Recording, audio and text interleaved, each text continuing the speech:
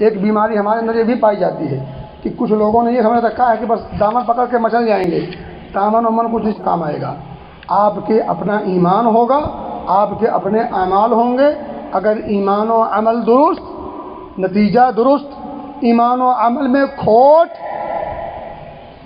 جن کے دامن پکڑ کر مچلنے کی بات کرتے ہیں وہ خود پریشان ہوں گے۔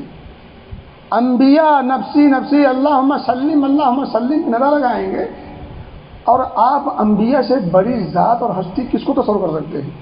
اگر سب سے بڑی محبوب ہستیاں رب سے اپنی سلامتی کے لیے دعائی لگائیں، پھر کون ہے وہ شخص جو ہمارا اور آپ کا پرسان حال ہو سکے قبل اس کے کہ ابھی جان میں جان ہے، اللہ کی طرف لوٹ آئے اور توبہ طائب ہوں اور نماز کی طرف اور دیگر افعال خیر کی طرف پلٹیں، برائیوں سے بچنے کی کوشش کرنا ابھی سے شروع کریں۔